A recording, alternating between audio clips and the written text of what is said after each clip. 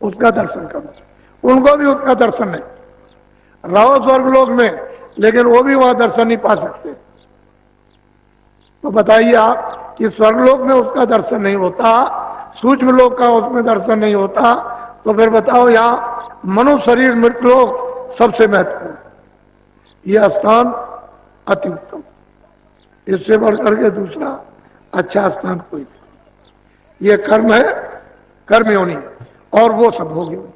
जो यहां कमाओ वो स्वर्ग में या आप तवे ब्रह्मांड में जाकर भोग लीजिए, और वहां पुण्य क्षीण हो जाए फिर आ जाए, तो आपके लिए तो बड़ा सुलभ, बड़ा आसान, बिना देखे हुए आपको कोई बता दे। तो चीजें सब पहले भी थी, अब भी है, पहले भी लोग प्राप्त करते रहे, लेकिन ऐसा वक्त जमाना एक 50 साल के अंदर आया कि आप ऐसे प्रवाह में इंद्रियों के बह गए स्वाधीन और स्वतंत्रता में कि घर की लकीर तोड़ दी। बच्चों ने, देवियों ने, पुरुषों, समाज की तोड़ दी, जातियों की तोड़ दी, धर्म की तोड़ दी, राजपाट की तोड़ दी, सबकी लकीर। नहीं तो ये पहले सब अपनी अपनी लकीर में रहते थे। तो इसलिए जनता बिल्कुल स्वच्छ और साफ, निर्मल और नेक रहती थी, अच्छी रहती थी, मनुष्य बनकर, और सब में दया थी, सब में रहम था। लेकिन अब तो ये बात सब खत्म हो गई। तो थोड़ा पहले सत्संग सुन लीजिए आप।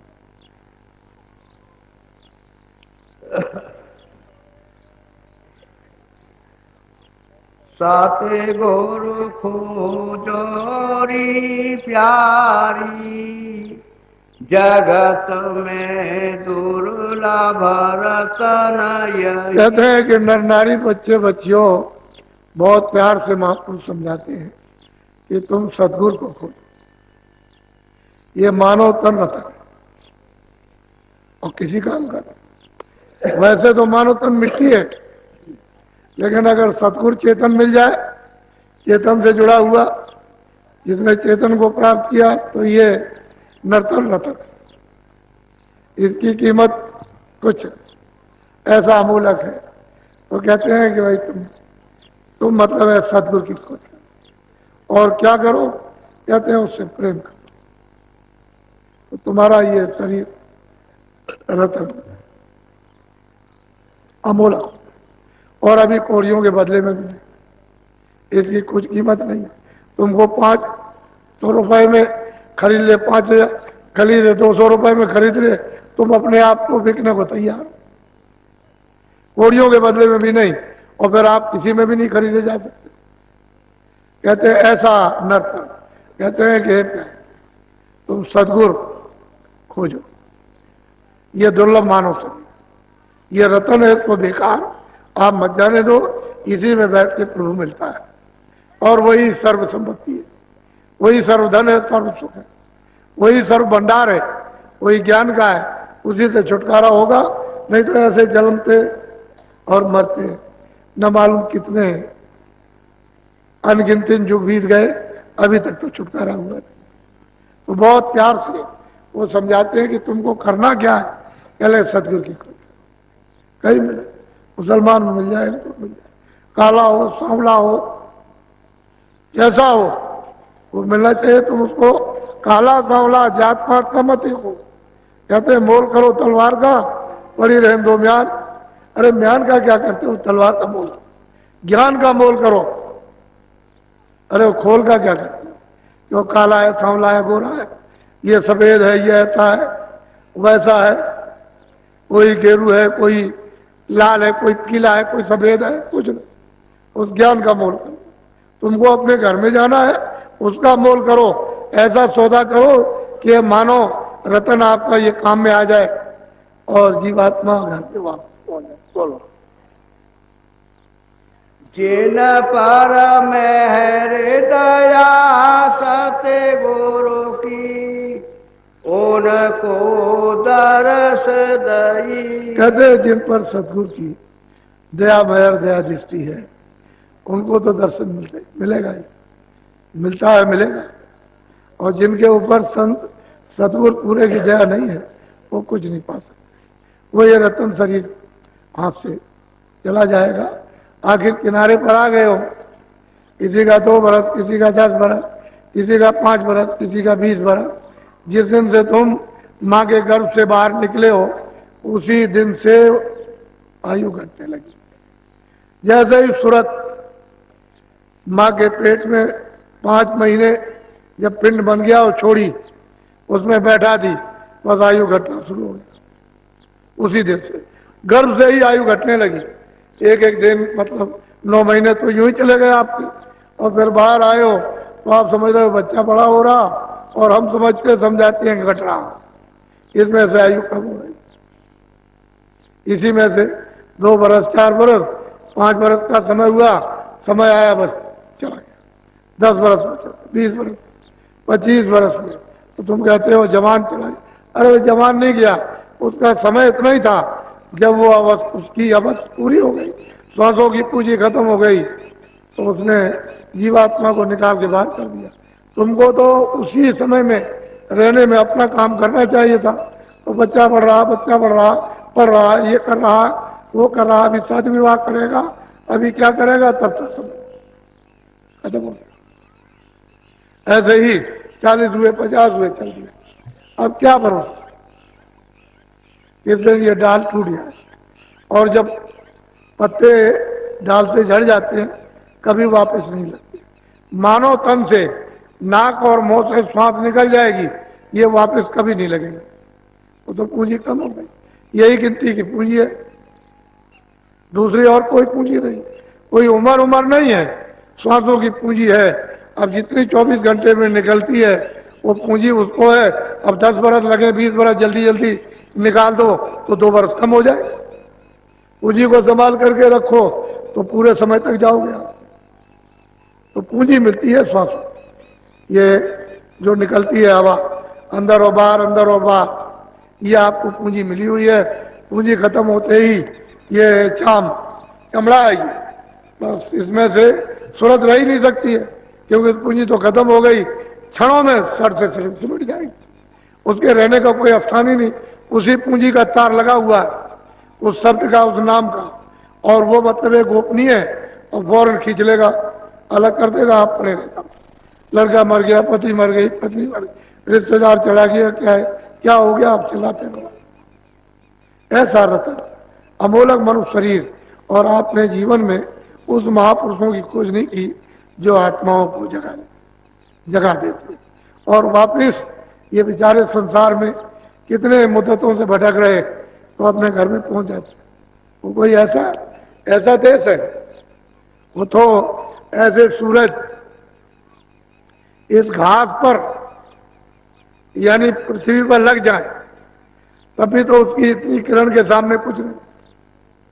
ऐसा तुम्हारा निर्मल प्रकाशमान स्वच्छ आनंद, और मतलब यह है कि अमृत का देश है, उसको छोड़ करके यहाँ अमृत चाहते हो कहीं मिल जाएगा, यहाँ काम है।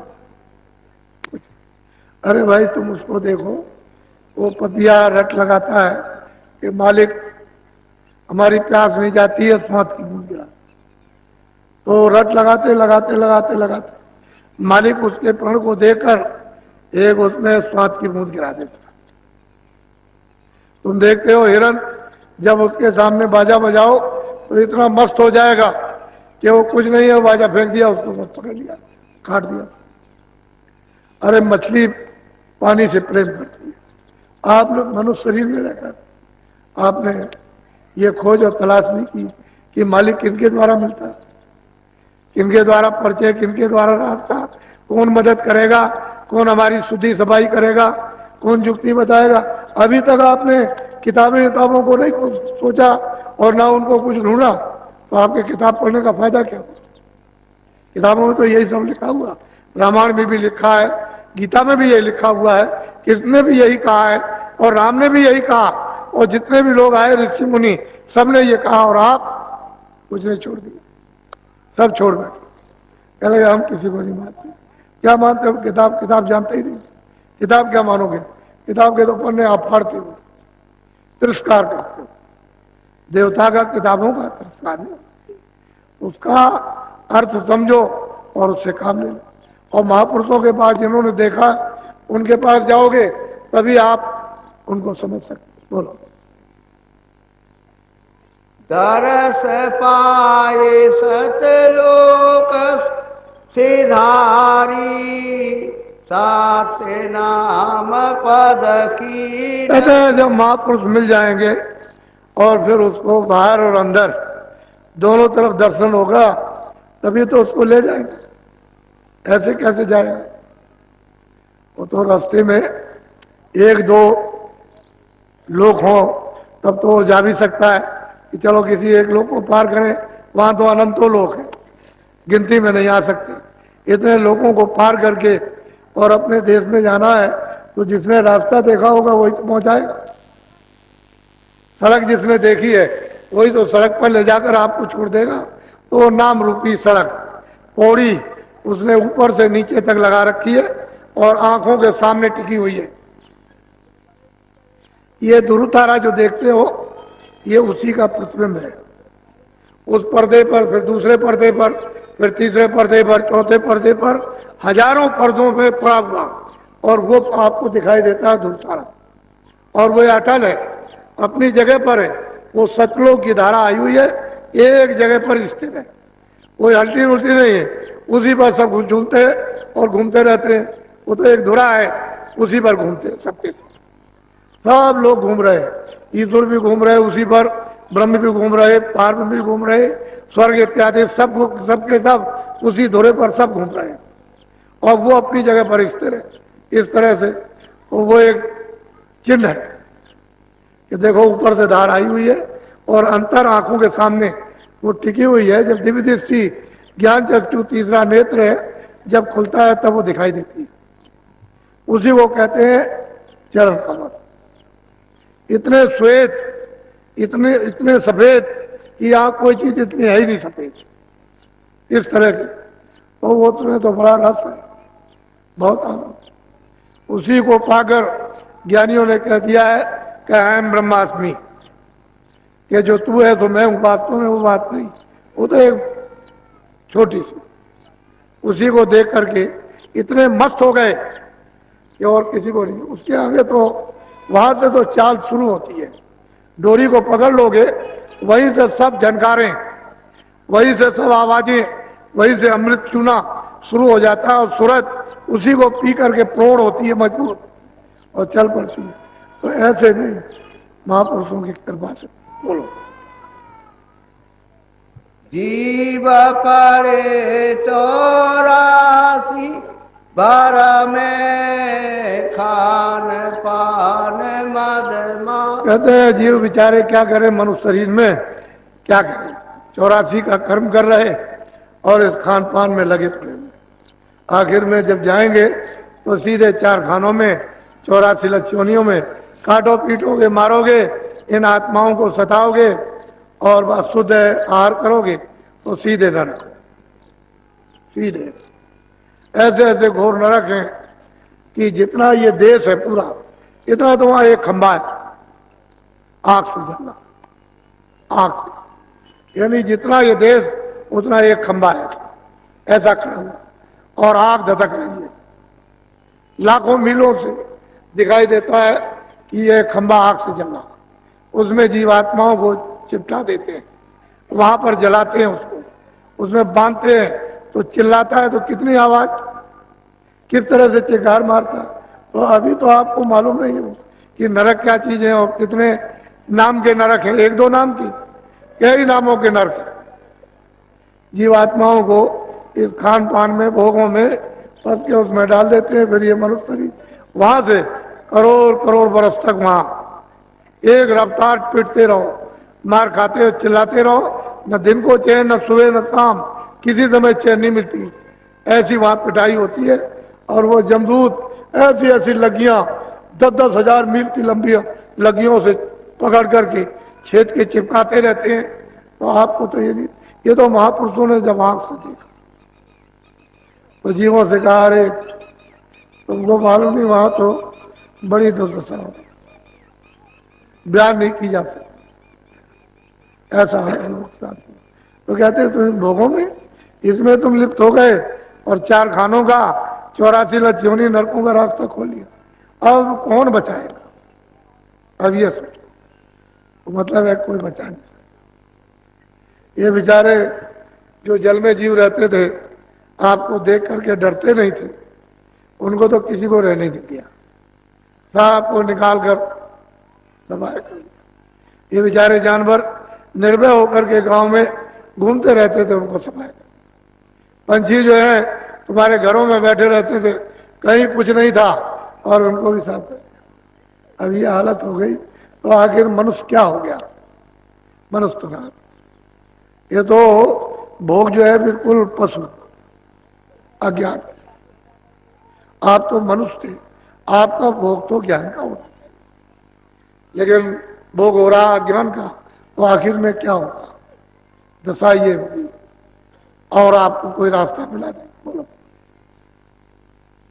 हाँ, मान मनी का रोग पसरिया बड़े बने दिन अब महापुरुष कहते हैं क्या जीव बेचारे झूठा मान मनी का तमाम मेरा मान करो, मेरा मान करो, इसका इसी में सब जीव बेचारे उलझ गए और बड़े बनने लगे, मार खाने लगे। जो बड़ा बना वो मार खा। अरे भाई, यहाँ तो सबकी एक ही घाट की दशा है, क्योंकि मौत के घाट पर तो कोई किसी का नहीं, सबको वही शमशान भूमि पहुंचाना। हम भी तो जाएंगे, हम कौन पट्टा लिखा के आए? अरे किराए के मकान में आए, अपना काम कर लो, यही बहुत सारी है। और अपना काम करने के बाद किसी और का बन जाए, उसका काम कर दीजिए, नहीं तो एक किराए का मकान दो, जब पूरा होगा कहेगा अच्छा हमारा हमको दे दीजिए, तो उसकी जय जयकार होगी, अच्छा हुआ आपने ले लिया अपना मकान। तो अपना काम कर लो, मकान उसका दे दो, हंसी खुशी से, रो गाओ मत, जिसका मकान उसके सोच। तब तुम बड़े बुद्धिमान और चतुर हो और तुमने बुद्धि से काम ले लिया और तुमने अपना काम नहीं किया।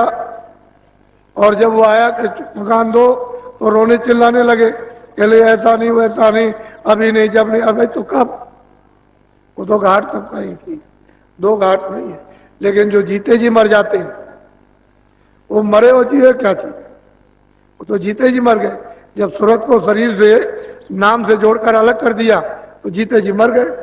वो तो बिल्कुल ऐसे ही अलग हो जाती है जैसे मौत के वक्त अलग होती है। ऐसे ही नाम की डोर पकड़ के चल जाए, शरीर यह बैठा रहता है, उसकी संभाल ऊपर के सब लोग करते हैं, कोई छुए नहीं, कोई छेड़े नहीं। एक महात्मा जंगल में गए तो वहां साधना कर रहे थे गुफा में, तो उनकी साधना को उनको देख करके बिल्कुल अचेत पड़े हुए थे। तो हम बाहर आए, उनके शिष्यों से पूछा, कह लगे आप कुछ बोले तो नहीं? मैंने बोला तो मैं कुछ नहीं, मैं समझता हूं कि साधना कर रहे हैं। अब ऐसा मालूम होता है कि शरीर में नहीं। तो वहां सब रक्षा करते हैं, कोई आदमी, कोई यानी जानवर, कीड़ा कोई बोल नहीं सकता, बिल्कुल एकदम सब रक्षा होती रहती। और जब तक वो विचरण करेंगे तब तक करेंगे, और जब उधर से लौट के आगे बढ़ा तो कहते हैं जीवत मृतक हो रहो तजो खलक की आस, समरथ रक्षक सदगुरु मत पावे दुखा। जीते मरे। और वो कैसे? सूरत को नाम के साथ और नाम पकड़ के ले जाएगा, शरीर से निकाल देगा, वो फिर ले आएगा, फिर निकालेगा। उसका रोज का नित्य प्रति का ये काम कि ले जाएगा, ले आएगा, ले जाएगा, ले आएगा और जाएगा, आएगा जाएगा। ऐसा नहीं कि आप वहीं रह जाओ, यहां अवध को पूरा करो, ऐसा नहीं। जाओ, लौट के आओ, फिर जाओ, फिर लौट के आओ। जब पूरा समय होता है चले जाओ। तो तैयार बैठे रहते हैं हर वक्त कि जब भी आदेश और जब भी समय पूरा हो जाए फौरन यहां से निकलो।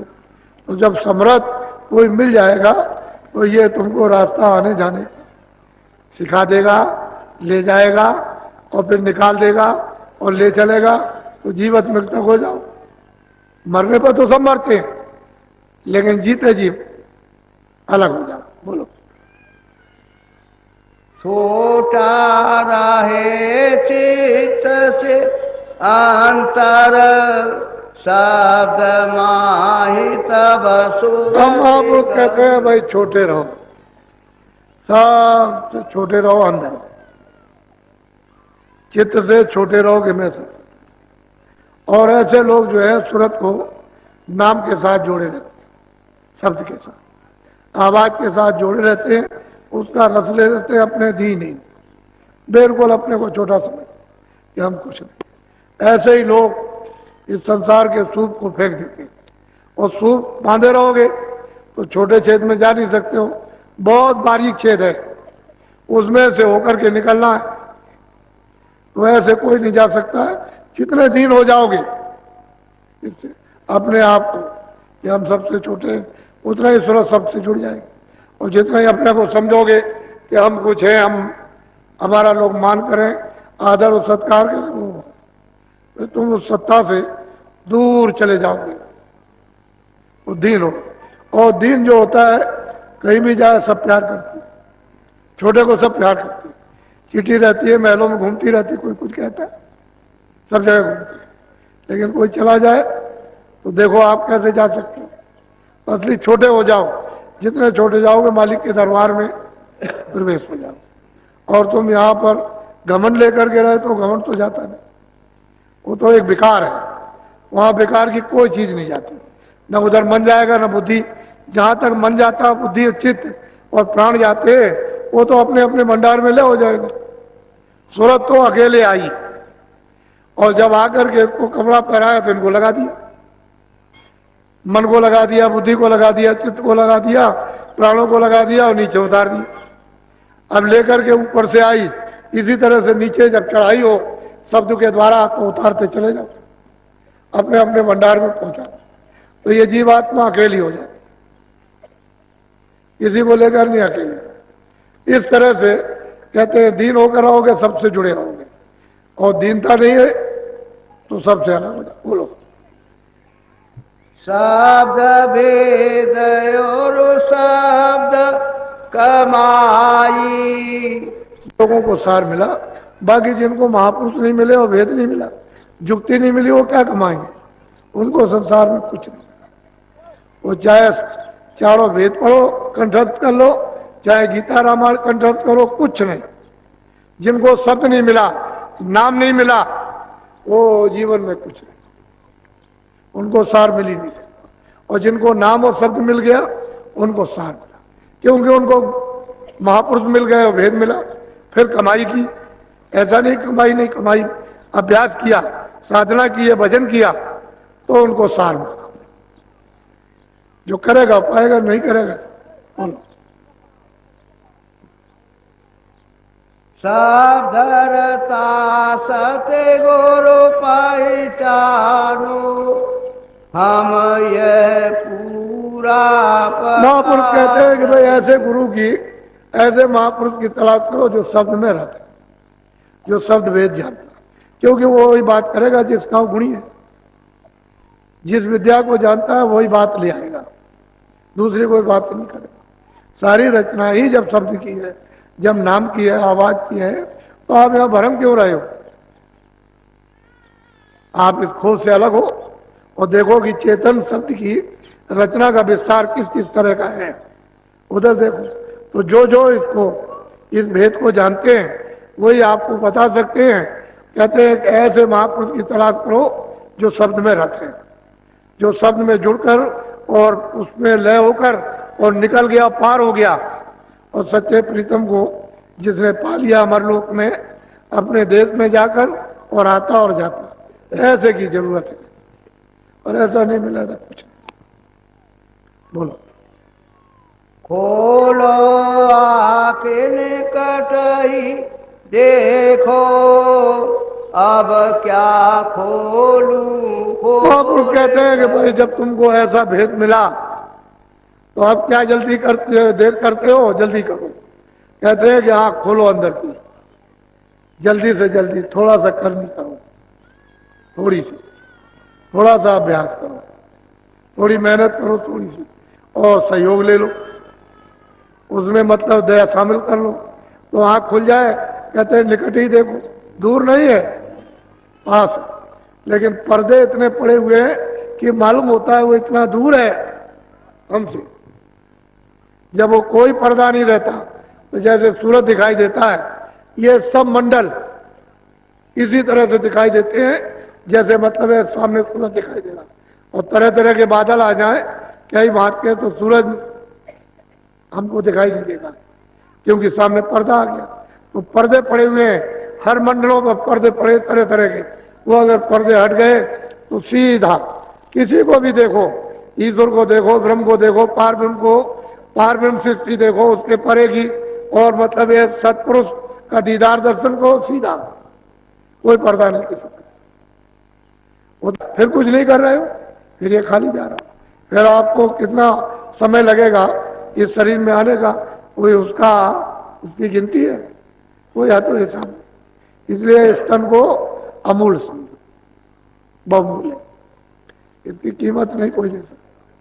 क्योंकि हीरे जवाहरात की तो कीमत आपने लगाई, लेकिन कहोगे हम ये सब रखते हैं, इसको खड़ा कर दो तो कोई नहीं खड़ा करे, कोई नहीं करता।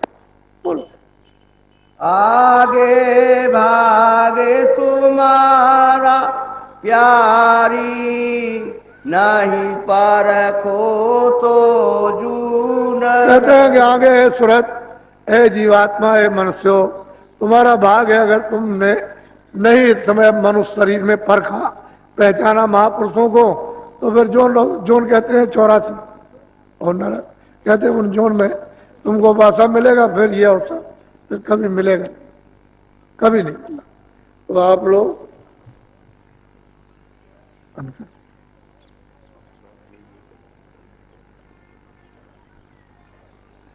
अब आपको नामदान देंगे। 2 बंधन है आपके लिए, और कोई बंधन।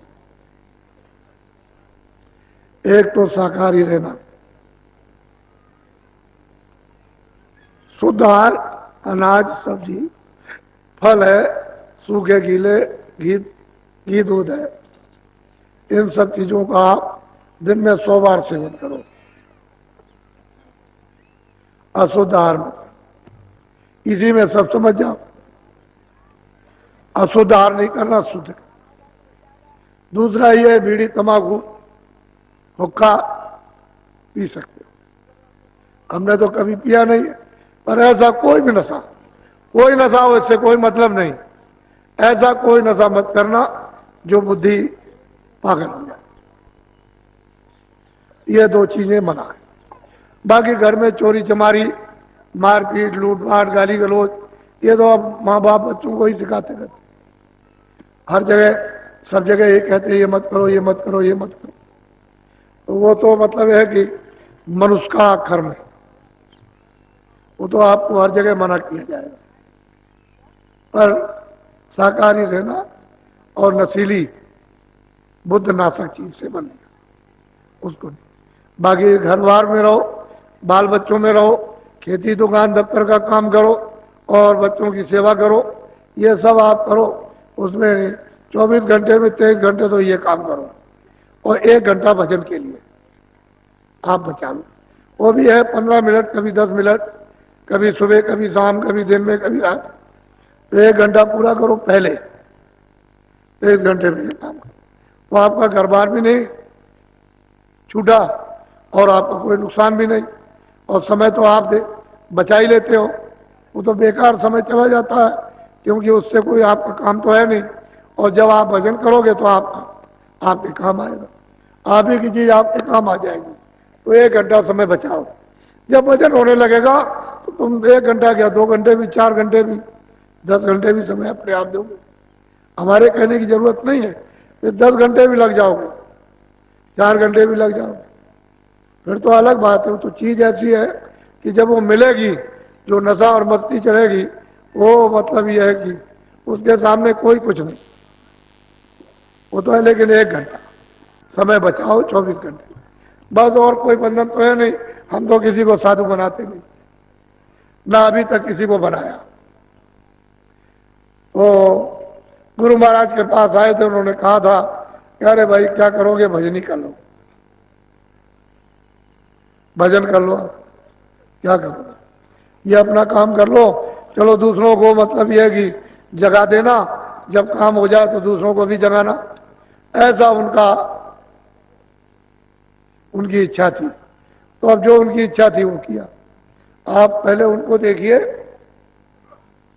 गुरु महाराज को कितने सीधे साधे थे, बहुत सीधे साधे। सही बात तो है, इनको कोई पहचान नहीं सकता था, इतने सीधे।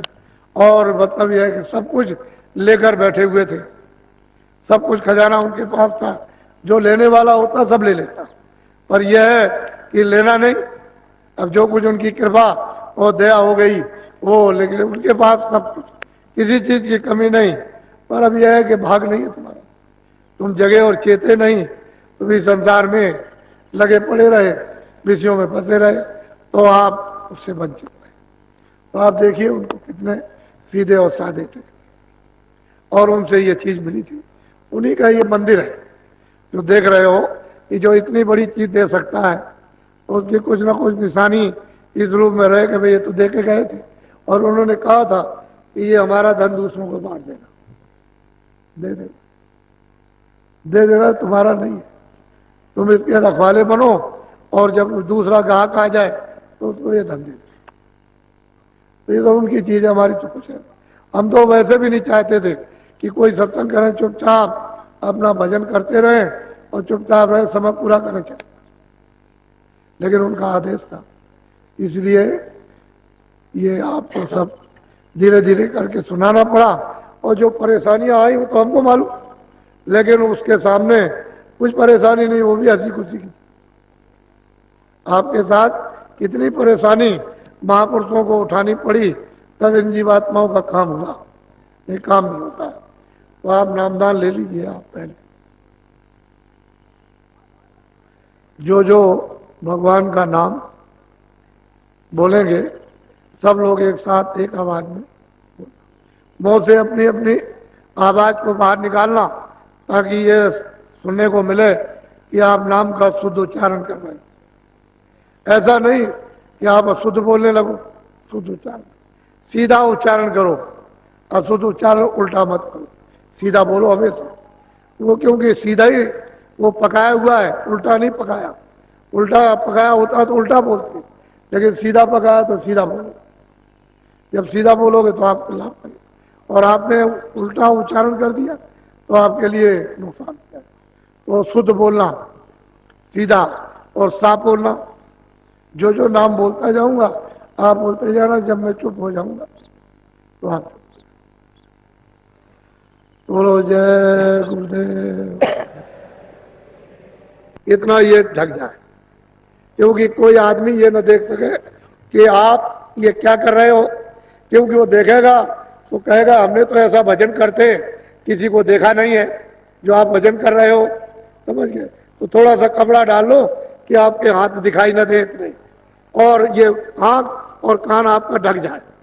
तो कपड़ा डाल के फिर करो, तो ऐसे आंख बंद की और ऐसे कान बंद किए, ऊंचा ध्यान देकर ऊपर की तरफ, सूरज के जीवात्मा के कान से, जो अंदर में एक कान है उससे सुनने का काम करना। तो शुरू शुरू में जब आप बैठोगे तो मालूम होगा सुनसान, तो ऊपर ऊंचा से ऊंचा उधर मन और चित्त बुद्धि कानों के साथ लगा करके कान से गौर से सुनना। ये आवाज कैसी आवाज होनी, उसको ऐसा पहचानना कि ऐसी आवाज कोई बाहर भी है, ऐसा पहचानने की कोशिश करना। जब मैं कहूंगा कि अच्छा खोल दीजिए तब खोलना, ऐसे बैठ जाओ, आगे पैर करो ऐसे, सब लोग इस पर रखो ऐसे हाथ, ऐसे। ये आंखें बंद करना और दोनों कान, दोनों आंखें और दोनों कान, और अंदर के कान से सुनना ऊपर की तरफ। आंख और कान बंद करो, बंद कर लो आंख और कान, और ऊपर की तरफ बहुत गौर से सुनना, इधर उधर मन कहीं ना जाए।